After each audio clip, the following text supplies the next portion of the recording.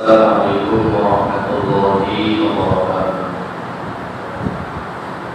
الحمد لله نحمده ونصلي على رسوله الكريم.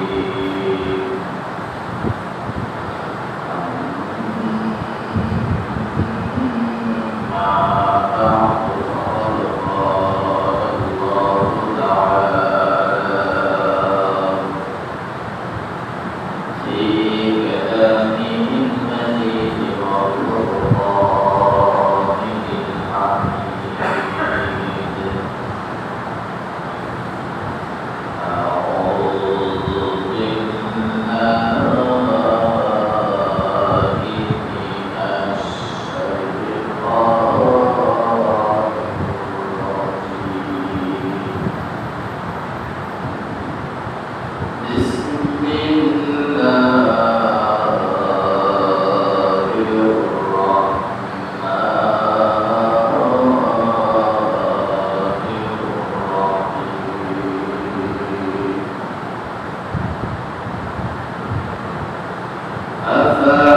أفحسبتم أنما خلقناكم عبثا وأنكم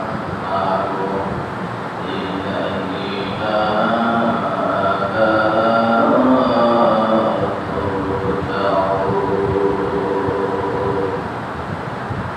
وقال رسول الله صلى الله عليه وسلم: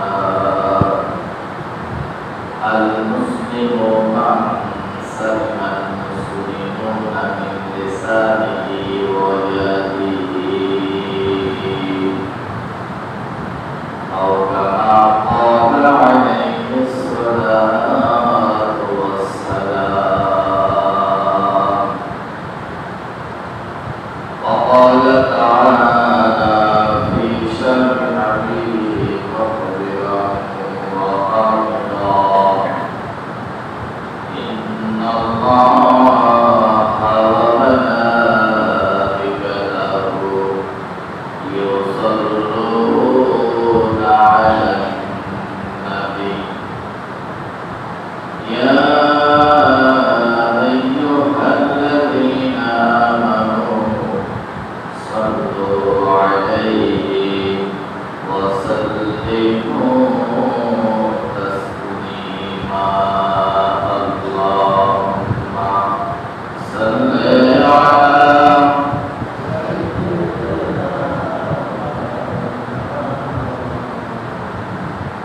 وعلى آل سيدنا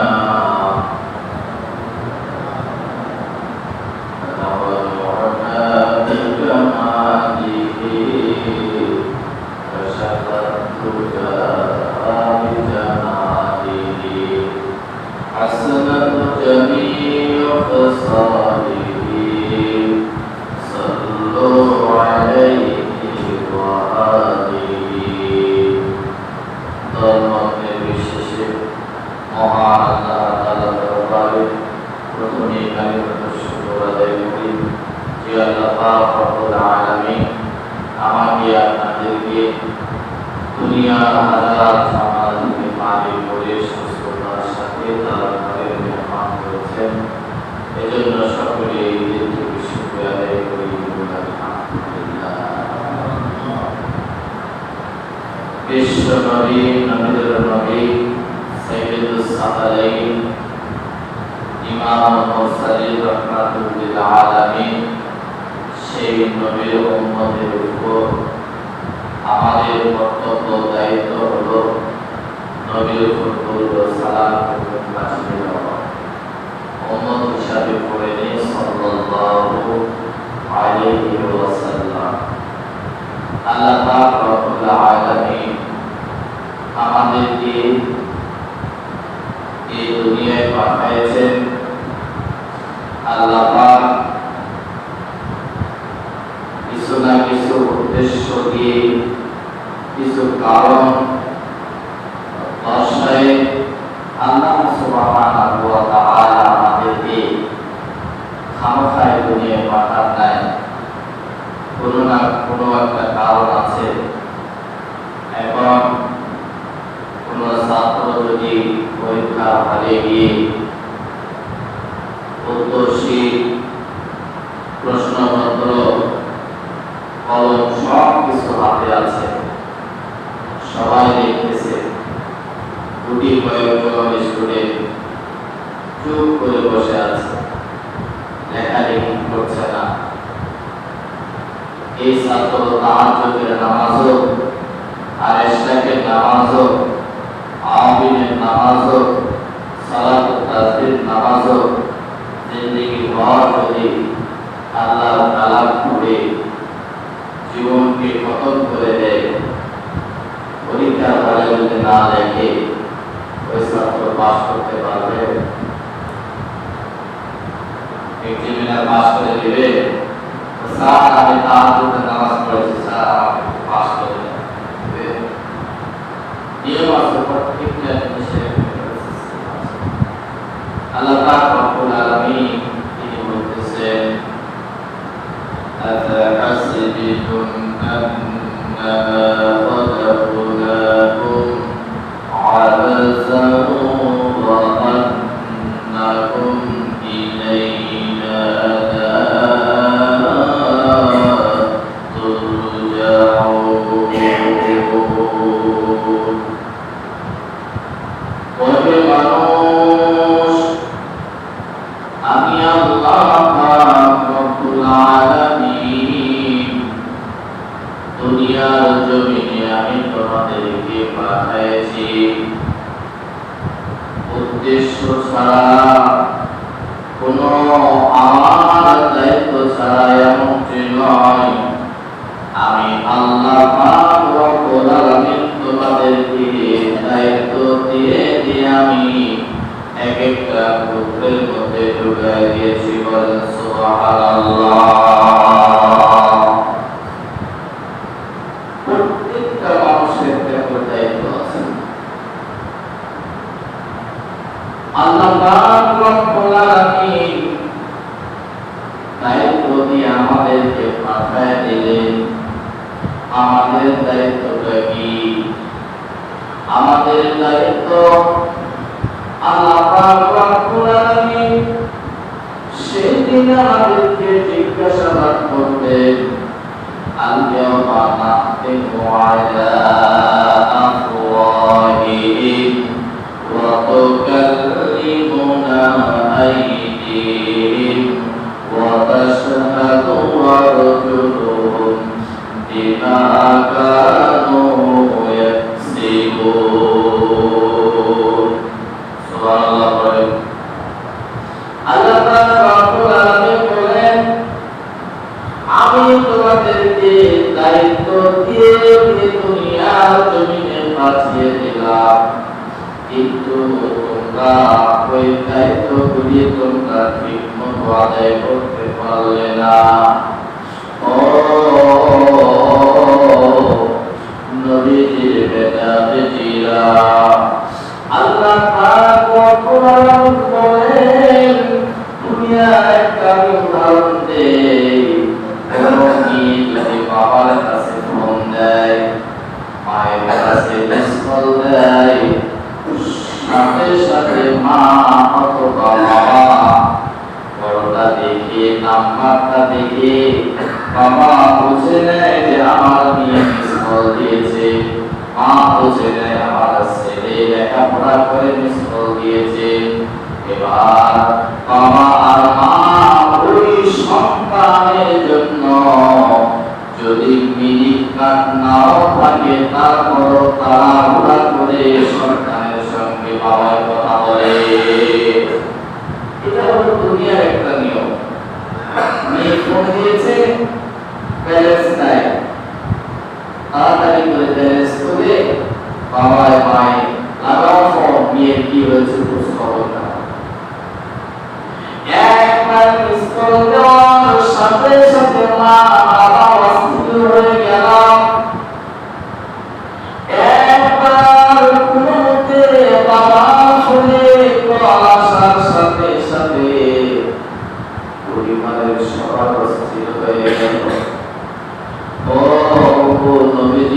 بجاهتنا আল্লাহ পাক রব্বুল আলামিন বলেন আমি আল্লাহ তোমাদেরকে যে জায়গাতে আমি রাখবো যে জায়গাতে তোমরা থাকবে ওই জায়গা থেকে তোমাদেরকে দিনে 70 বার করে বলবে কতবার 70 বার করে আপনাকে স্মরণ করে মেয়ের জন্য একটা মিসকল আসার সাথে সাথে আপনি তাড়াহুড়া করে কিভাবে কলটা ট্রান্সফার করা যায় ব্যস্ত হয়ে যায় আর যে জায়গাতে আমি শুয়ে থাকবো ওই জায়গা থেকে আমাকে 70 বার স্মরণ করে বলেন সুবহানাল্লাহ। আমরা মুসলমান কয়বার স্মরণ করি? আমরা কবরের কথা কয়বার আমরা স্মরণ করি? 2 বার মিস কল দিলে কল দিয়ে দিই, 3 বার দিলে কল দিয়ে দিই, 7 বার দিয়েছি কল, আমরা অস্থির হয়ে যায়। কিন্তু আল্লাহ পাক বলেন 70 বার। এই 70 বার যে মাটিতে যে কামরায় যে কক্ষে কয়েকদিন মাটি দিয়েছে মুসলমান তুমি ঘুমাবা ওই জায়গা থেকে তোমাকে দিনে রাতে 70 বার পরিশ্রম করে তুমি এমন ভাবে ধ্যান করো তার মানে আমার আল্লাহ তাআলা বলেন ও আদরের বেটা বেটিরা ভালো করে শুনে নাও। আল্লাহ পাক বলেন আফা হাসিবুম আন্নামা খলাকনাকুম আবাসাহু ওয়া আন্নাকুম ইলাইনা লা তুরজাউন। অনার্থক ভাবে আমি তোমাদেরকে বানাই নাই। আল্লাহ পাক বলেন কবর তোমাকে 70 বার স্মরণ করে তোমাকে কবরে কতবার জি স্মরণ করতে হবে উম্মতিরা। এই কবরে তোমাদেরকে যেতে হবে এতে কোনো সন্দেহ নাই। হযরত ইদ্রিস আলাইহিস সালাম জিবরাইল আলাইহিস সালামকে বললেন ভাই জিবরাইল আমি আপনার কাছে একটা প্রশ্ন করব আপনি যদি উত্তর দেন। জিবরাইল আলাইহিস সালাম বললেন ও আল্লাহর পয়গম্বর ইদ্রিস আপনি আমাকে কি প্রশ্ন করতে চান আপনি বলেন আমার কোনো আপত্তি নাই। জিবরাইল আলাইহিস সালামকে প্রশ্ন করলেন ভাই জিবরাইল যেভাবে হোক আমার হায়াত যা আছে তার থেকে একটু বাড়িয়ে দেওয়া যায় কিনা? জিবরাইল আলাইহিস সালাম বললেন আল্লাহর পয়গম্বর ইদ্রিস এই ডিপার্টমেন্টে আমি চাকরি করি না, এই দপ্তরে আমি চাকরি করি না। সঙ্গে সঙ্গে ইদ্রিস আলাইহিস সালাম বললেন ভাই জিবরাইল তাহলে আমি কোথায় কোন অফিসে গেলে পাবো? জিবরাইল বললেন আল্লাহর পয়গম্বর ইদ্রিস আমার জানা মতে আমি ওই অফিসটা চিনি, ওই অফিসে গেলে আপনার হায়াত আপনি বাড়িয়ে নিতে পারবেন। ইদ্রিস আলাইহিস সালাম বললেন তার অফিসটা কোথায়? জিবরাইল বললেন আল্লাহর পয়গম্বর আমার 600 নূরের পাখার টানা আছে, আপনার মনে যেটাতে চায় সেটাতে আপনি বসেন। আমি আজরাইলের অফিসে আপনাকে নিয়ে গেলে আপনার হায়াত আজরাইল বাড়িয়ে দিতে পারবে, ওই ক্ষমতা আমার নেই। বলে সুবহানাল্লাহ। দয়া করে আমাদের নিয়ে চলেন ওই অফিসে। ভাই আমি অফিসটা চিনি না, আজরাইলের অফিসটা আমি দেখিনি। ভাই যদি 5 সিগারেট খান দয়া করে আমাকে এখন কোন হাজি সাহেব ওয়াজ করতে গিয়ে কাফেলার সঙ্গে যদি না থাকে, কোনোভাবে যদি ভুলবশত যদি হারিয়ে যায়, হঠাৎ করে যদি কোনো বাঙালির সঙ্গে দেখা হয়ে যায়, বাঙালিকে যদি বলে ভাই আমরা 30 জন হাজি একসঙ্গে এক কাফেলায় ছিলাম, কিন্তু কোনোভাবে আমি হারিয়ে গেছি, দয়া করে আমি অ্যাড্রেস বলতে পারবো কিন্তু জায়গাটার লোকেশন আমার জানা নাই। বাঙালি বলবে ও আমি আপনাকে ওই গন্তব্যস্থান পর্যন্ত পৌঁছা দিতে পারবো। হাজি সাহেব যখন কাগজে বিনতি করবে, বাবা যদি সাকাতের জাকাত 10 কাপড় যদি তুমি সাকাইতে চাও, অনুরোধ করে আমাকে ওই কাফেলা পর্যন্ত পৌঁছায় দাও, দিবে না? এবার ইবনে সাল্লাম বললেন, জিবরাইল তুমি যা চাও আমি তাই দিব। আজরাইলের অফিসটা আমাকে একটু দেখায় দাও। জিবরাইল বললেন, আপনি ওঠেন, আমি দেখায় দিতে পারি, তবে আশেপাশে অফিস নাই। আজরাইলের অফিস আছে আসমানের চতুর্থ তলায়। বলেন সুবহানাল্লাহ। আজরাইলের অফিসে এবার ইবনে সাল্লামকে নূরের পাতার উপরে উঠায় নিয়ে আস্তে করে চলে গেলেন চতুর্থ আকাশে। চতুর্থ আকাশে যাওয়ার পরে ইবলিসকে বললেন, ও আল্লাহর পয়গম্বর, আপনি নূরের পাতা থেকে নামেন, এই জায়গাতে বসেন, আমি একটু দেখা করে আসি কোন অবস্থায় আছে, কোন কায়দায় আছে, কোন সিস্টেমে আছে, আমি আজরাইলের সঙ্গে একটু কথোপকথন করে আসি, আপনি একটু দেরি করেন। এবার নবী সাল্লাল্লাহু ওখানে দেরি করলেন।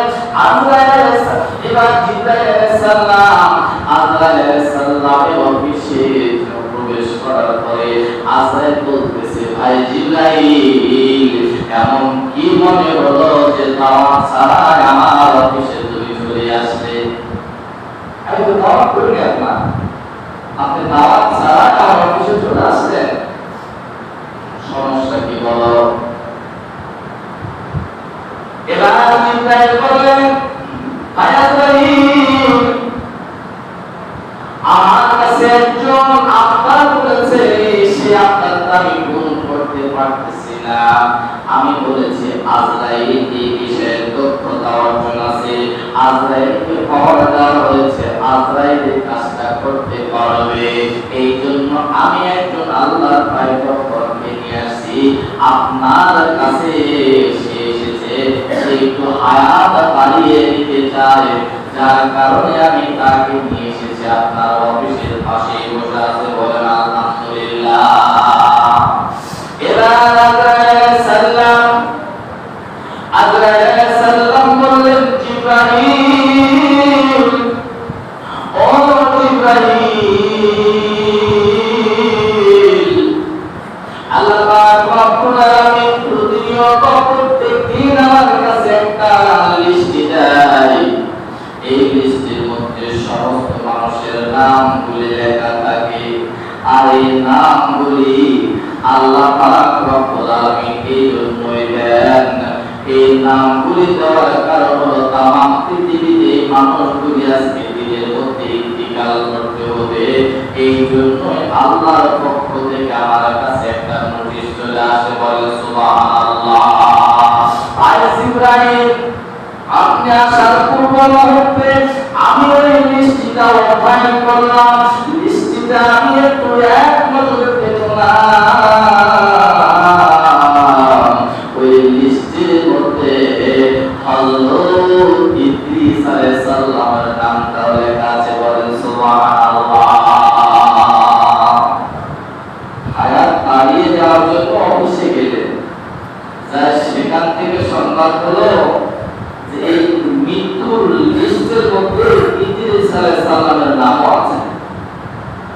এবং ভাই জিবরাইল, কোথায় মৃত্যু হবে? আমি বড় টেনশনের মধ্যে ছিলাম। ইদ্রিস আলাইহিস সালামের যে মৃত্যুটা হবে, এই মৃত্যুটা কোন জায়গায় হবে সেটাও এখানে লেখা আছে। আমি পড়ে দেখলাম ইদ্রিস আলাইহিস সালামের মৃত্যু হবে চতুর্থ আসমানে। বলে সুবহানাল্লাহ। আমি বড় টেনশনে ছিলাম, আমি ইদ্রিসকে চতুর্থ আসমানে কই পাবো, আমাকে তো জমিনে যেতে হবে। আমি বড় টেনশনের মধ্যে ছিলাম। তুমি যে ইদ্রিস আলাইহিস সালামকে চতুর্থ আসমানে এনেছো, এই জন্য তোমার উপর আমার পক্ষ থেকে আশীর্বাদ। বলেন সুবহানাল্লাহ। ভালো কাজ করেছে বন্ধু, তুমি আমাকে আর কষ্ট করতে হলো না। আল্লাহ পাক রব্বুল আলামিন বলেন, আমি তাম পৃথিবীর জমিনে একজন বাদশা নিযুক্ত করেছিলাম। সেই বাদশার নাম হলো জুলকারনাইন। এই জুলকারনাইন বাদশা আল্লাহ পাক রব্বুল আলামিন তাম পৃথিবীর জমিনের বাদশা বানায় দিয়েছিলেন। বলে সুবহানাল্লাহ।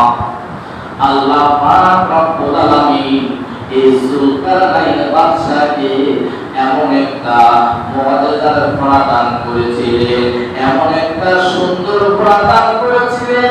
ওই ঘোড়াটা এক ধাপ যদি আমার ভাইরা সামনে দেয়, এক কদম যদি সামনে দেয়, আমার ভাইরা নবীজির বেটা বেদিরা, আদমের বেটা বেদিরা আরো করে শুনে না, ওই বাদশার ঘোড়া যখন একটা ধাপ দিতে, ওই ধাপটা মাঝখানে যে সময়টা হাইরে কিতাবের মধ্যে আসে, এক কদম দেওয়ার সাথে সাথে 12 মাইল পর্যন্ত এক কদমের দূরত্ব হলো। বলে সুবহানাল্লাহ। এক কদমের দূরত্ব কত হলো?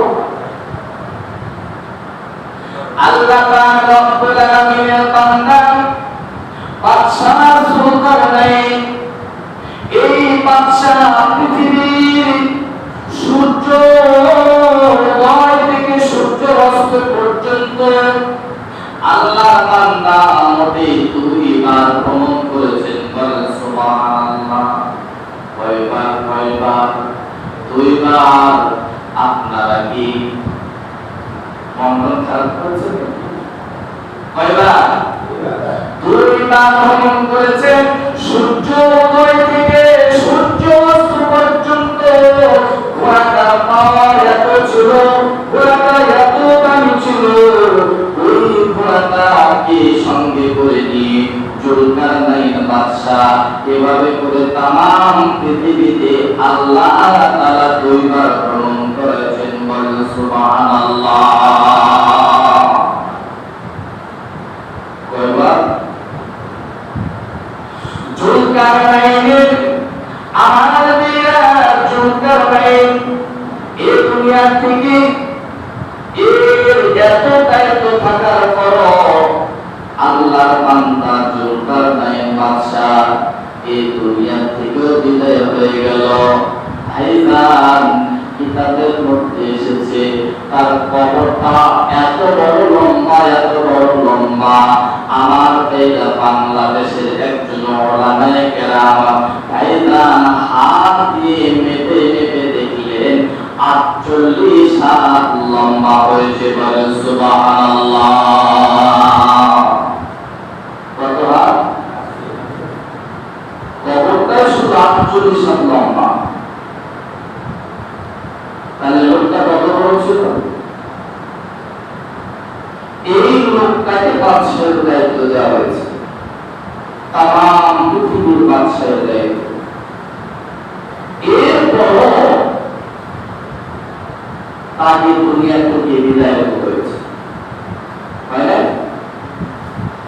আল্লাহ পাক রব্বুল আলামিন বলেন, তাম পৃথিবীর বাদশাহিত্ব দেওয়ার পর আমি জরিপ করে দেখলাম এই বাদশা জুলকারনাইনের আমলনামায় কোনো একটা আমলের কমতি নাই। বলেন সুবহানাল্লাহ। একটা আমলের কোনো সমস্যা নাই, সমস্ত আমলই তিনি পূর্ণাঙ্গভাবে করেছেন। আল্লাহ পাক রব্বুল আলামিন বলেন, ওহে মুসলমান, আমি তোমাদেরকে দুনিয়ার জমিনে পাঠিয়ে দিলাম, ক্ষমতায় পাঠাই নাই, অনার্থ পাঠাই নাই। আমি কেন পাঠাইলাম? অবশ্যই আল্লাহ তাআলার একটা কারণ আছে না? আছে না? আল্লাহর উদ্দেশ্য আছে না? খাবো দাবো, ফুর্তি করবো, আর মরার সময় হয় যেভাবে হোক মরি, এতে কোনো আমার যায় আসে না। আমাকে মরতে হবে, আমাকে যেতে হবে। যেই কবর আমাকে দিনে রাতে 70 বার স্মরণ করতেছে। একজন প্রেমিকা যখন মুক্ত হয়ে যায়, রাতে 1টার সময় যদি প্রেমিকা একজন ছেলেকে যদি মিস কল দেয়, ওই ছেলের চোখে আর ঘুম আসবে? পাগল হয়ে যাবে ছেলে। কখন কথা বলবো, কি একটা টান, একটা মিস কল দেওয়ার কারণে আপনি অস্থির হয়ে গেলেন। আপনাকে দিনে রাতে 70 বার কবর মিস কল দিচ্ছে, আপনি একটা বার তার কথা স্মরণ করতেছেন না। আপনাকে ডেকে ডেকে বলতেছেন, ওরে মানুষ, আমি হলাম সাপ বিচ্ছুর ঘর, কীট পতঙ্গের ঘর, সাথী ছাড়া ঘর, বাতি ছাড়া ঘর, অন্ধকারের ঘর, নাই জানালা নাই দরজা। আমার ভাইরা, আমার বন্ধুরা রে, কিছুই নাই ওই ঘরে। আমার ভাইরা, কিতাবের মধ্যে দেখলাম পৃথিবীর সমস্ত মানুষগুলি শেষ হয়ে যাবে, একটা মানুষ থাকবে। কয়টা মানুষ? মোটে একটা মানুষ থাকবে। সমস্ত মানুষগুলি মৃত্যুবরণ করবে, একটা মানুষ থাকবে। এই মানুষটাকে আজরাইল এসে জান কবজ করবে। কয়টা মানুষকে? একটা মানুষ। আর পৃথিবীতে একটা লোক নাই, শুধু একটা। এই মানুষটাকে যখন জান কবজ করবে, ওই মানুষটার কবরে থাকবে 40,000 বছর। কত হাজার বছর?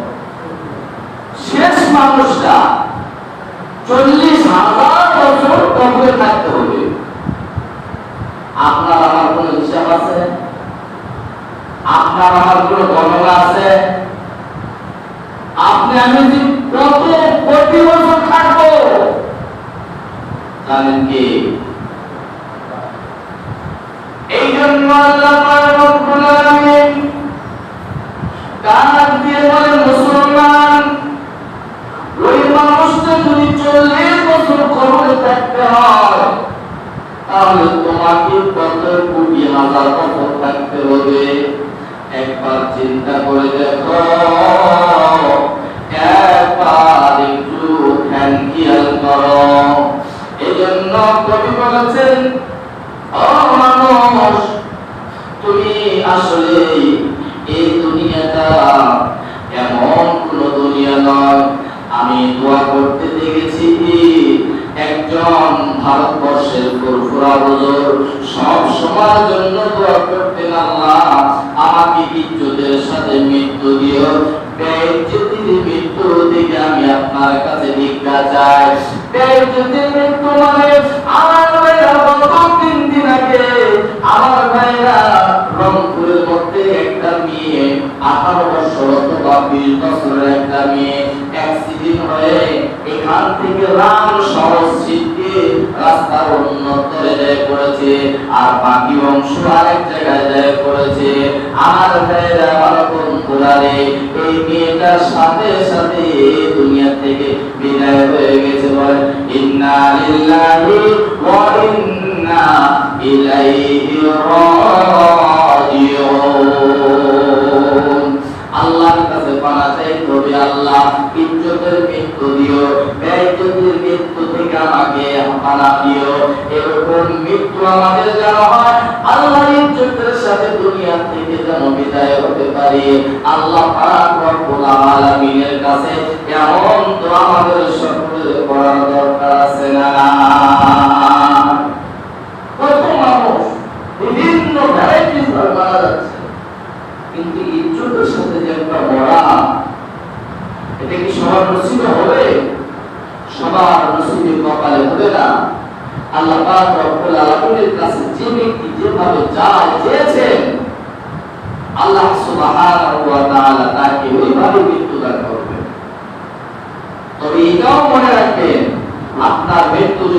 মদিনায় হয়, তাহলে আপনাকে মনে করতে হবে মদিনার এক চিমটি মাটি হলো আপনার শরীরে লাগানো আছে। সুবহানাল্লাহ বলবেন না? জোরে বলেন তো সুবহানাল্লাহ। আপনার মৃত্যু যদি মক্কাতে হয়, মনে করতে হবে যে আপনার মক্কার কোন অংশের মাটি আপনার শরীরে আছে।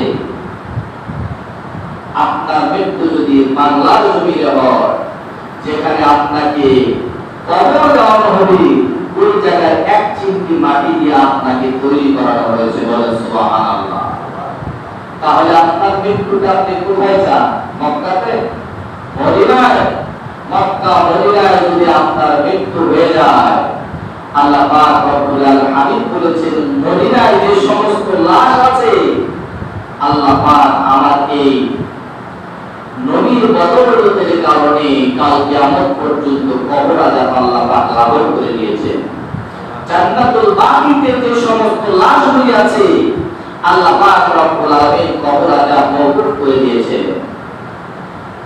এমন একটা মৃত্যু চান যে আগুনে পুড়ে অ্যাক্সিডেন্ট হয়ে পানিতে ডুবে, এরকম ভাবে এসি বাস্ট হয়ে কারেন্টের মানে বড় বড় যে যান্ত্রিক কাছে বাস্ট হয়ে আমার মৃত্যু হয়েছে, এমন মৃত্যু চাই না। আল্লাহ সহজের সাথে একটা মৃত্যু দেন, ইজ্জতের সাথে একটা মৃত্যু দেন, যে মৃত্যুটা যেন আমি শাহাদাতের তামান্না নিয়ে যেন আমি এই দুনিয়া থেকে বিদায় হতে পারি।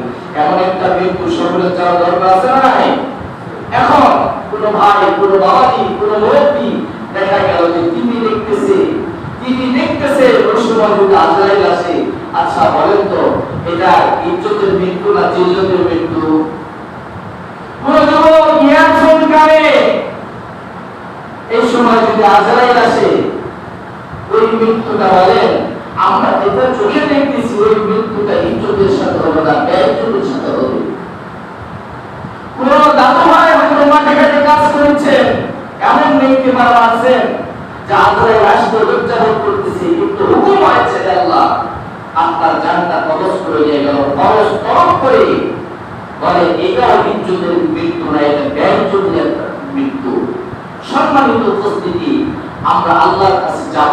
আল্লাহ আপনি তো আমাদেরকে পাঠিয়েছেন অনর্থক ভাবে না, কোন কাজ দিয়ে এই কাজগুলো যদি আমরা রীতিমতো আদায় করতে পারি, তাহলে ওই যে কবরে 40 বার 70 বার আমাদেরকে স্মরণ করতেছে, তাহলে আমরাও ওই কবরের সাথে আমরাও 70 বার স্মরণ করে আল্লাহ পাক সুযোগ দান করুন। বলে সুবহানাল্লাহ। আরেকবার পড়েন না বলে সুবহানাল্লাহ। ইজ্জতের মৃত্যু আমাদের সকলের দরকার আছে না নাই? বলতে বলতে 3 বার কথাটা বললাম, রিপিট করলাম, তার মানে হলো যে সকলকে ইজ্জতের মৃত্যু আল্লাহর কাছে চাইতে হবে। আল্লাহ পাক যেন আমাদের সকলকে ইজ্জতের মৃত্যু দিয়ে আমরা যেন এই দুনিয়া থেকে বড় বড় আকারে লিডাররা চলে গেছে, বড় বড় শায়েখরা চলে গেছে, এই গ্রামের যত বড় বড় হ্যান্ডসাম বডিওয়ালা নাদুস কুদুস লোক, কি রকম বড় বড় চেহারা, চোখ পরিমাণে রাঙ্গা রাঙ্গা, এমন লোক এই সমাজে বাস করত, সেই লোকগুলি আজকে আর নাই। আছে নাই? তাদের অস্তিত্ব শেষ হয়ে গেছে, তাদের অস্তিত্ব বিলীন হয়ে গেছে, যার কারণে আমরা একদিন চলে যাব। এই জন্য আমার ভাইয়েরা, আমার বাবাজিরা, আপনাদের কাছে একটাই অনুরোধ, পরিশেষে তো ছোট্ট চিরকুটিতে দরখাস্ত করি, আপনারা ইজ্জতের মৃত্যু আল্লাহর কাছে কামনা করবেন। আল্লাহ পাক যেগুলো দিয়ে পাঠিয়েছেন এগুলো